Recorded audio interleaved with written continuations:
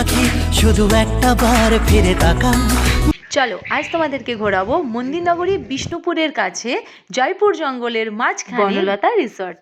আর এখানে আছে খুব সুন্দর মাটির আদলে তৈরি বাড়ি, দারুণ দারুণ ফুলের বাগান, আর খুব সুন্দরভাবে সাজানো চারিদিকের পরিবেশটা। পুরোটাই তোমাদেরকে বলবো, তো চলো ব্লগটা স্টার্ট করা যাক। হ্যালো এভরিওয়ান, নতুন দিনে নতুন একটা ব্লগ নিয়ে হাজির আমি প্রিয়া। কিছুদিন আগেই ছিল আমার বার্থডে। যদি কেউ সেই ব্লগটা না দেখে থাকো তাহলে যাও আর দেখো, আর অবশ্যই জানিও যে তোমাদের কেমন লাগলো সেই ব্লগটা। তো তারপরের দিন সকালবেলা আমি বেরিয়েছিলাম একটু বাইরে, না ঘুরতে যাইনি বনলতা, কিন্তু আমি গেছিলাম একটা কাজে। কিন্তু কি বলতো, আমরা বিষ্ণুপুরের কাছাকাছি যারা থাকি না, তাদের বেশিরভাগ সে একটা কথা আছে, উঠলো বাইতো কটক যায়, ঠিক সেরকম আমাদের বাঁকুড়াবাসীর জন্য উঠলো বাইতো বনলতা যায়। সারা মাসে যে আমরা কতবার বনলতা থেকে ঘুরে আসি সত্যি আমরা কেউ জানি না, অতবার গুনিও না আমরা। যাই হোক, তো সেদিনই এরকম একটা ছোট কাজে বেরিয়ে আমরা চলে গেছিলাম বনলতা ভেতরে, শুধুমাত্র ব্লগ বানাবো বলে আর কিছু ইনস্টাগ্রাম ভিডিও বানাবো বলে, কারণ এখানের পরিবেশটা সত্যিই সুন্দর। তো তাই জন্য তো চলো এরপর আমরা ওখানে যাই, আর এখানকার সম্বন্ধে আমি যতটুকু জানি ততটুকু ডিটেলস তোমাদের সাথে শেয়ার করব। এক বা দুদিনের জন্য সুন্দর প্রাকৃতিক পরিবেশে যদি মন ভালো করতে চাও তাহলে কিন্তু অবশ্যই আসতে পারো এই বনলতা রিসর্টে। এই রিসর্টে ঢুকেই সর্বপ্রথম তুমি যেটা দেখতে পাবে চারিদিকে সুন্দর সুন্দর ফুল, যেটা কিন্তু তোমার মন ভালো করবেই।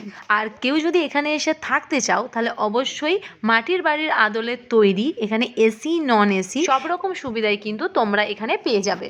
তো চলো এবার তোমাদেরকে পুরো রিসর্টটা ভালো করে ঘুরে দেখাই।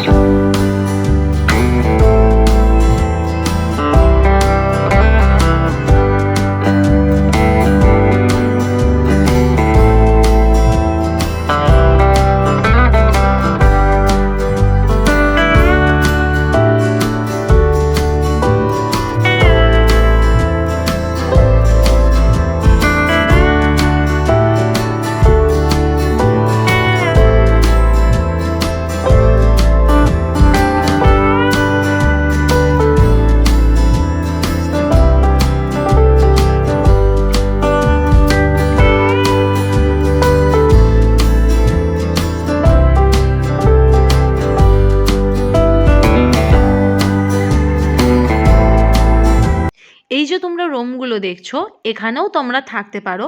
এখানে কিন্তু রুমের মধ্যেও তোমাদের খাবার ডেলিভারি দেওয়া হয়। আর চাইলে এখানে এই রিসোর্টের ভেতরেই আছে রেস্টুরেন্ট, যেখানে তোমরা সব ধরনের খাবার ওখানে যেও বসে খেতে পারো।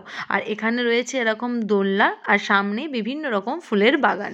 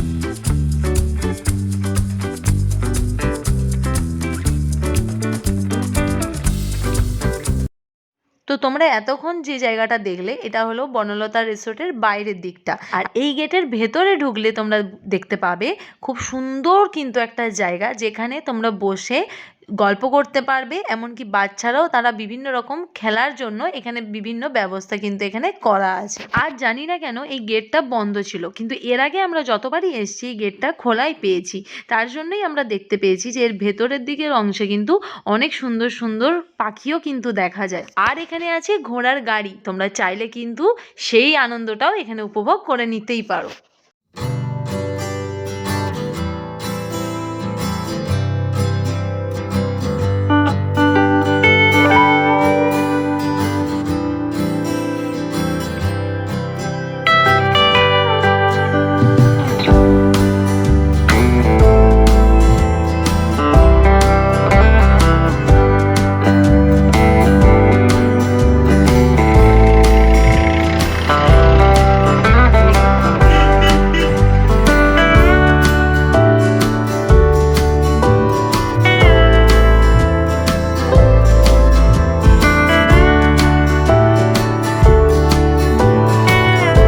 আশা করি তোমরা বুঝতেই পারছো যে দেখো রোডের একদম সাইডেই কিন্তু পড়ছে এই বনলতা রিসর্ট। আর যারা গাড়ি নিয়ে আসবে তাদের গাড়ি পার্কিং এর জন্য কিন্তু এখানে খুব সুন্দর ব্যবস্থা করা আছে। আর বাইরে বেরিয়েই দেখতে পেলাম একটা টেরাকোটার দোকান, যেখান থেকে তোমরা চাইলে অবশ্যই বিষ্ণুপুরের টেরাকোটার জিনিস কিনে নিয়ে যেতেই পারো নিজের বাড়ি। আর বাইরে বেরিয়েই তোমরা দেখতে পাবে চায়ের দোকান, তার সামনেই নামানো আছে আমরা যে নর্মাল রসগোল্লা ল্যাংচা খাই তার থেকে প্রায় 5 গুণ বড় ল্যাংচা আর রসগোল্লা।